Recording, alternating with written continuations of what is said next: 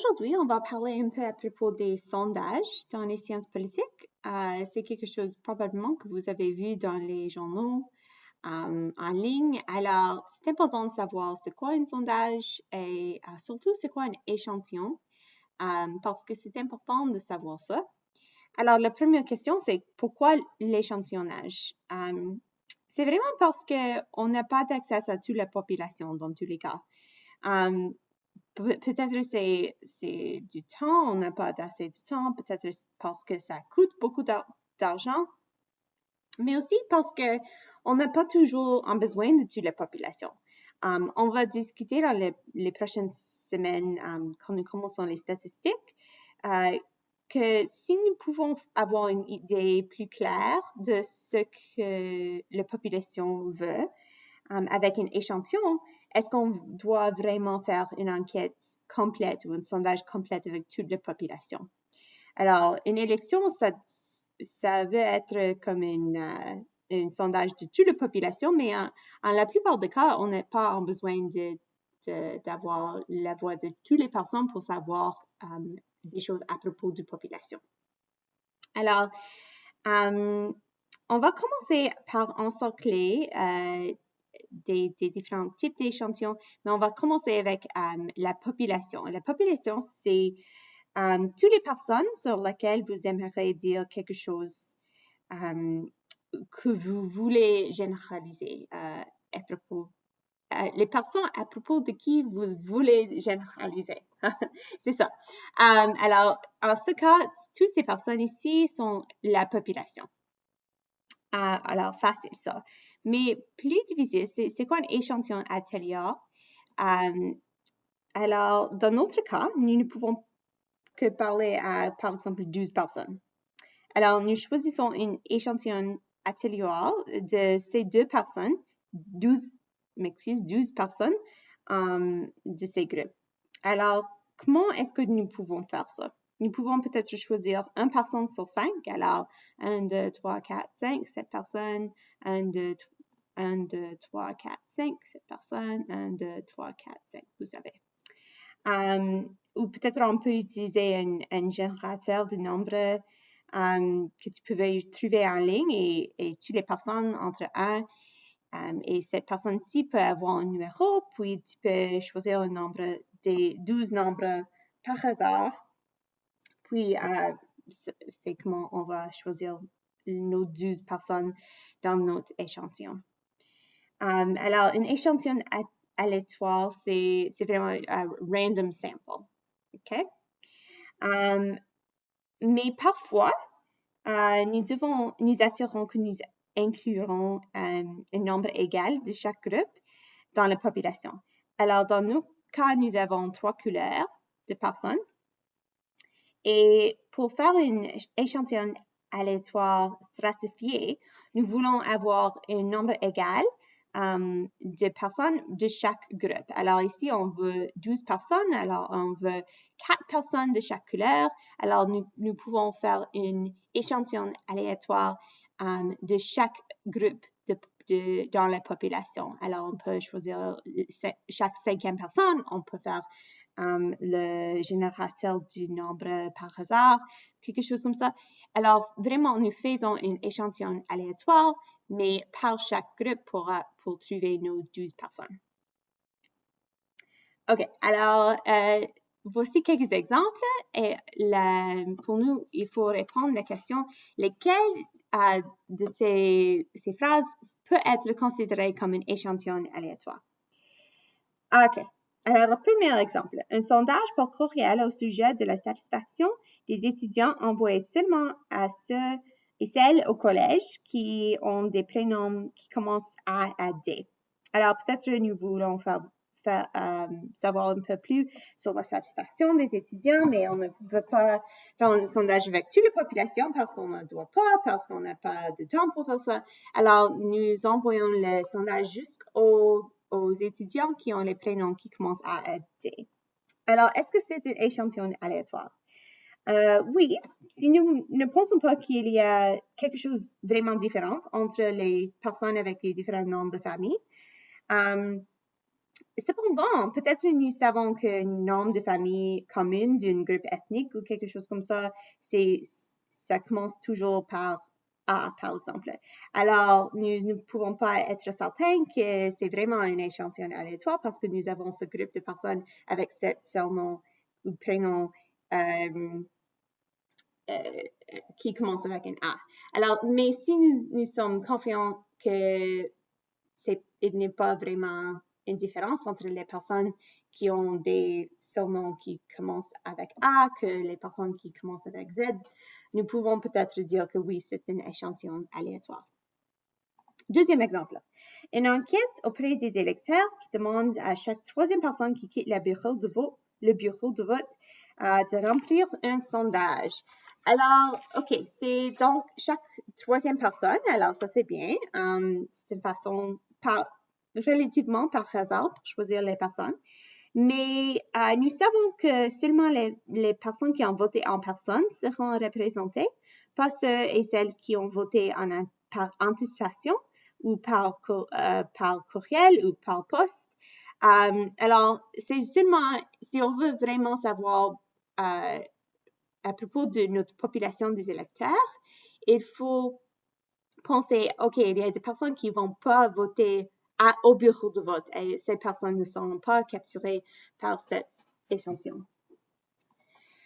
OK, troisième exemple. Lors d'une élection provinciale, 45, non, pas 85, 45% des Ontariens votent à un référendum sur la réforme électorale. Alors, si nous voulons avoir une idée de tous les Ontariens, nous savons que certains groupes de personnes ont plus de chances à voter.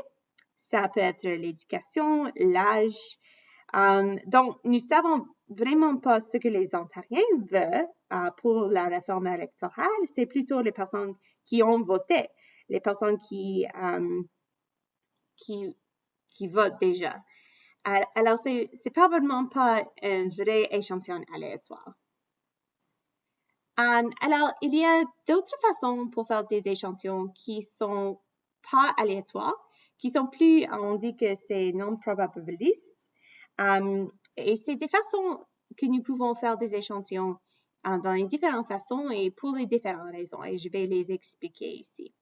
Alors, la première, et votre job, c'est de savoir, c'est de faire un match entre les types d'échantillons puis l'exemple. Mais je vais les expliquer. Premièrement, échantillon de communauté.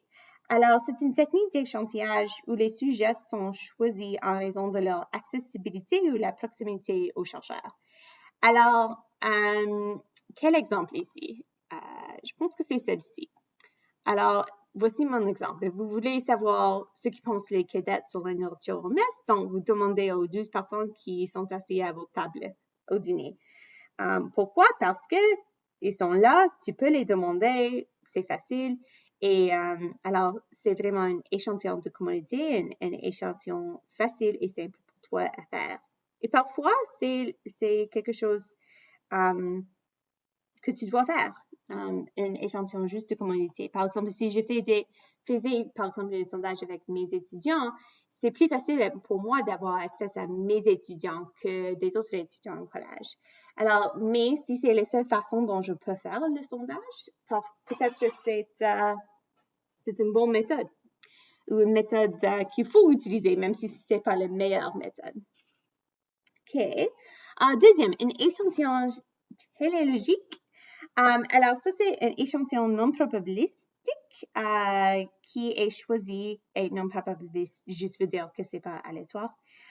C'est un échantillon qui est choisi en fonction des caractéristiques d'une population et à l'objet de l'étude. Alors, par exemple, vous voulez savoir quel cours les étudiants veulent prendre, alors vous envoyez une enquête seulement aux étudiants de Sciences Po au CMA. Ça fait pas de sens probablement de faire une enquête ou un sondage avec toute la population à CMA parce que c'est seulement les étudiants de Sciences Po qui vont probablement prendre les cours. Même si on veut savoir qu'est-ce que les étudiants veulent prendre, on veut vraiment savoir les opinions des des étudiants de Sciences Po. Alors, on va faire un échantillage téléologique seulement avec ces étudiants. Des échantillons par quota. Alors, c'est un échantillon qui est construit en respectant la distribution de la population. Alors, on veut faire une image qui est fidèle à la population totale. Alors, nous ferons pas vraiment par hasard, on veut vraiment faire certain qu'on a une quota de chaque caractéristique de la groupe. Alors, l'exemple, c'est ici, vous souhaitez mener une enquête représentative de la répartition par sexe au campus. Alors, vous envoyez une enquête à 20% femmes et à 80% hommes parce que ça, c'est la population de CMR, c'est environ cette proportion de femmes et hommes. Alors, si c'est important que l'échantillon reflète votre population sur une caractéristique, en ce cas, c'est le sexe, tu peux faire un échantillon par quota. Et le dernier exemple, le dernier type, c'est un échantillon boule de neige. Alors, vous diffusez votre questionnaire aux personnes avec les caractéristiques que vous cherchez. Puis, après ça, tu demandes à cette personne à diffuser à d'autres personnes avec un profil similaire.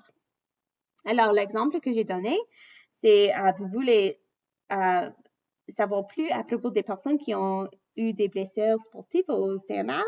Alors, vous demandez à un des joueurs de rugby qui a été déjà interrogé s'il connaît d'autres personnes de son équipe qui ont été blessées et tu peux encore vous pouvez interroger cette personne.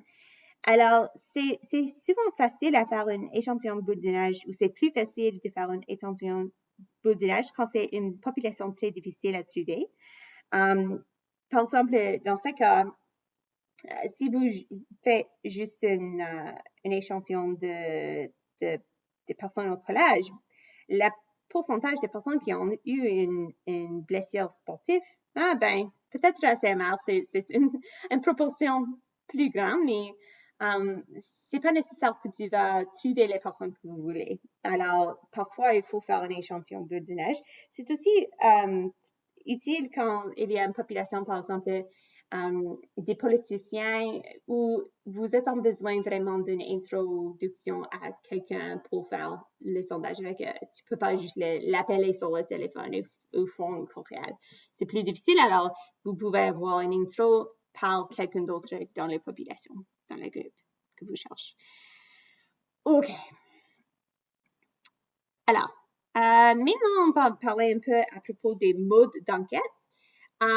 Parce que chaque mode d'enquête a des groupes qui vont être représentés et des groupes qui ne sont pas représentés. Alors, voici quelques exemples. Et on va parler un peu de ce qui représente et ce qui ne représente pas. Alors, premièrement, un sondage en personne à un centre commercial un lundi matin à propos d'un nouvel type de boisson gazeuse. Alors, qui est-ce que ça va représenter? Peut-être les personnes âgées qui font son marche dans le centre commercial. Ceux peut-être qui restent à la maison avec leurs enfants parce qu'ils peuvent être au centre commercial un lundi matin. Mais il ne va pas représenter les jeunes à l'école, les personnes qui vont au travail parce qu'ils ne seront pas à la centre commercial le lundi matin. Deuxième exemple, un sondage en personne mené par Statistique Canada au porte-à-porte dans un quartier dans le samedi après-midi. Alors, il va représenter probablement les gens qui sont plus susceptibles à répondre à un sondage de Statistique Canada parce que c'est une agence du gouvernement du Canada. Alors, la personne il va probablement être plus confiant avec toi, confortable avec toi comme quelqu'un qui vient de Statistique Canada, pas juste comme un chercheur qui vient de je ne sais quoi. Mais les gens qui ont des familles qui sortent pour faire des sports, peut-être le samedi, sont pas là les personnes sans abri ou les personnes qui sont qui vivent au appartement, dans les autres situations de logement, tu ne peux pas vraiment capturer cette population avec ce mode de sondage. Troisième, un sondage sur les attitudes politiques mené par une firme d'échantillonnage en ligne qui fournit des récompenses. Oh, ben, j'ai manqué un. OK. Un sondage sur une question politique réalisé par un média d'information important le jeudi soir par téléphone en ligne fixe. OK. Qui est-ce que ça va représenter? Les gens qui vivent dans les maisons, les personnes qui sont plus âgées parce qu'ils ont probablement une ligne fixe, pas une cellulaire. Il ne va pas représenter les jeunes avec un téléphone portable ou toutes les personnes qui ont le caller ID, un compte d'appel, parce qu'il ne veut pas vraiment répondre à une question, à un numéro qui n'est pas familier. OK. Un autre type de sondage, un sondage en ligne sur les attitudes politiques mené par une firme d'échantillonnage qui fournit des récompenses à ceux qui répondent.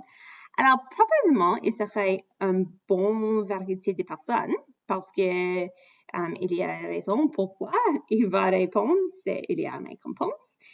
C'est en ligne, il y a beaucoup de personnes qui ont accès à Internet, mais probablement, il ne représente pas les personnes super riches parce qu'ils ne sont pas obligés de répondre à des sondages pour obtenir une récompense. Et ceux qui sont super pauvres parce qu'ils n'ont pas peut-être d'accès à l'Internet ou un ordinateur. OK. De plus, un sondage envoyé par courriel à tous les étudiants en CMR. Peut-être tu vas représenter les étudiants super passionnés et super intéressés, mais la plupart des étudiants ignorent les demandes d'enquête, des demandes de sondage. Alors, je ne sais pas si c'est représentant, oui ou non. Et finalement, un sondage envoyé par Moodle à tous les étudiants d'une classe qui permet d'obtenir des points bonus pour la participation. Alors, peut-être que tu vas avoir tous les élèves dans votre classe parce qu'ils veulent avoir les points bonus, mais c'est seulement les étudiants dans la classe. Alors, si c'était, par exemple, les étudiants de mon classe d'aller chercher méthode, c'est seulement les étudiants de Sciences Po, alors c'est pas vraiment les ingénieurs, les étudiants de sciences qui sont représentés. OK. Question 5. Quelle est votre couleur préférée? La mienne, c'est jaune. Ah, OK. Entre ces quatre, oui, c'est jaune. Alors, formulation, OK. Quelle est votre couleur préférée? Oh, encore. Ben, il y a autre. Pour moi, c'est rose. Alors, ma réponse, la raison pourquoi j'ai donné ces deux questions, c'est parce que parfois, les réponses vont changer pour une personne avec les différentes options pour les réponses. Alors, si nous étions dans la classe, nous aurons noté ces réponses au Blackboard. Puis, nous aurons probablement remarqué que les pourcentages des réponses changent une fois que l'autre a été ajouté aux listes. Et c'est juste pour démontrer que nos options de réponse sont importantes et va changer les résultats de votre sondage. OK, voici une autre question. OK, dans l'étude sur l'élection canadienne en 2015, une enquête téléphonique en ligne fixe menée par un groupe de chercheurs après l'élection de 2015, 91 de personnes interrogées ont répondu oui à la question « Avez-vous voté lors de l'élection ?» Mais le taux de participation réel des électeurs était seulement environ 69%. Pourquoi? OK, pourquoi est-ce que tu penses que dans l'échantillon ou dans les sondages, il y avait un grand pourcentage de personnes qui ont voté, mais en réalité, c'était seulement un petit pourcentage de personnes? Les raisons. Peut-être que les personnes ne veulent pas répondre parce qu'ils n'aimaient pas discuter les politiques. ou parce qu'ils pensent que les politiques sont ennuyants. Alors, c'est seulement les personnes qui sont très intéressées, des keeners, qui ont répondu. Alors, peut-être c'est vrai que 80% des personnes qui sont des keeners ont voté. Alors, mais on a seulement capturé les personnes représentées, les personnes qui s'intéressent aux politiques et veulent répondre à un sondage à propos des politiques. Peut-être il y a des personnes qui ne peuvent pas répondre, des personnes qui n'ont pas une ligne fixe, peut-être les jeunes avec les téléphones cellulaires, les sans-abri peut-être, et ou les personnes sans-abri, parce qu'ils ne sont pas ils sont des groupes qui ne votent pas souvent, alors on représente seulement le type de personne qui va voter, alors ça c'est pourquoi nous avons eu ce grand pourcentage de personnes qui ont dit qu'ils ont voté.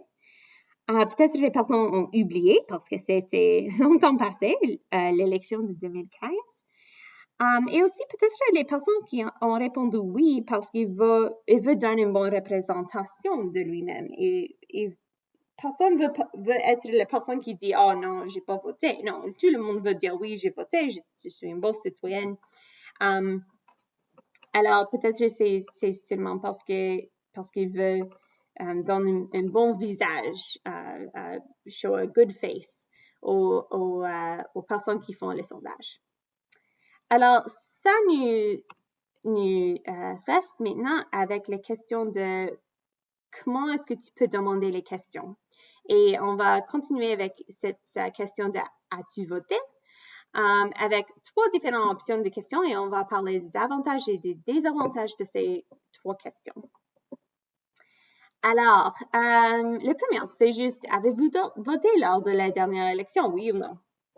Alors, les avantages, c'est simple, c'est clair, c'est facile à comprendre, tu sais, c'est très facile de savoir qu'est-ce qu'ils veulent que les personnes qui font les sondages, c'était clair ce qu'il va répondre. Les désavantages, ça peut amener les gens à mentir parce que personne veut dire qu'ils n'ont pas voté. Alors, il y a aussi des désavantages de cette question. La deuxième question, oui, c'est plus compliqué. OK. À chaque élection, nous contestons que beaucoup de gens n'ont pas pu voter parce qu'ils ne sont pas inscrits. Ils étaient malades, ils n'ont pas de temps. Lesquels énoncés suivants vous décrivent les mieux lors de l'élection fédérale canadienne de 2015. OK. Les options, j'ai pas voté, j'ai pensé voter, mais j'ai pas fait. Habituellement, je vote, mais pas cette fois-ci. Je suis sûre que j'ai voté, j'avais pas le droit de vote et je sais pas, je préfère que je réponds pas. Alors, les avantages, ça donne aux gens un moyen de sauver le visage, save face, parce qu'il peut dire, oh, habituellement, je vote, mais c'est pas cette fois-ci. Alors, il peut dire non sans dire que non, je suis une citoyenne terrible. Aussi, ça ajoute les raisons pourquoi les personnes ne peuvent pas voter. Alors, peut-être une personne a dit, non, j'ai pas voté. Et comme un chercheur, je pense, oh, cette personne, c'est juste lazy. Il n'a pas voté. Mais en réalité, c'est parce qu'il n'avait pas le droit de voter et c'est bon qu'ils n'ont pas voté. Mais le désavantage, c'est que c'est plus compliqué. Les personnes c'est pas juste une question de oui, non, c'est pas toujours facile à répondre à ça. Et je vais pas lire tout le paragraphe, mais c'est vraiment une question où le chercheur veut que les personnes réfléchissent sur l'expérience à voter. Et après tout ça, il va demander avez-vous voté? Et donne la date qui est très bon, qui vous aide. Oh oui, je souviens, ces jours-là, j'ai voté. Il donne une option de comme c'est face, 2 options. Et je suis sûre que j'ai voté parce que vous avez déjà pensé de tous les, comme la journée à voter. Alors, ceci peut aider les gens à se souvenir et aider les gens à être précis sur leur expérience à voter. mais c'est très long et c'est pas très clair. Alors, peut-être les personnes seront ennuyées et vont pas répondre à cette question. Alors, en somme, c'est juste que la question et les options de réponse sont très importants pour avoir des bonnes réponses à vos sondages. Alors, partie 3, c'est à toi à faire. C'est une petite interprétation des données d'enquête aux nouvelles. Alors, j'ai donné un petit sondage, un article en journal, dans un journal qui explique un sondage qui a été fait à propos des théories de COVID et des autres choses comme ça. Alors, ton job, c'est de répondre aux questions ici en les phrases complètes, s'il vous plaît. À propos de ce sondage. Ici, je demande à propos de l'erreur de l'échantillonnage. On va parler un peu plus de ça quand nous parlons des statistiques, mais il faut juste fournir une réponse générale. Qu'est-ce que ça veut dire? Que nous avons une marge d'erreur ou une erreur d'échantillonnage. Ça veut dire vraiment qu'on n'est pas toujours certaines des réponses et il y a toujours une marge d'erreur que nous pouvons trouver dans les sondages à cause de ces choses qu'on a discutées déjà, puis aussi les statistiques de probabilité qu'on va discuter dans les prochaines semaines. Alors, tu peux lire, c'est très court et répondre aux questions. Et c'est tout pour aujourd'hui. Et le travail, c'est le lundi, comme toujours. Et on va parler un peu des expériences la semaine prochaine. OK.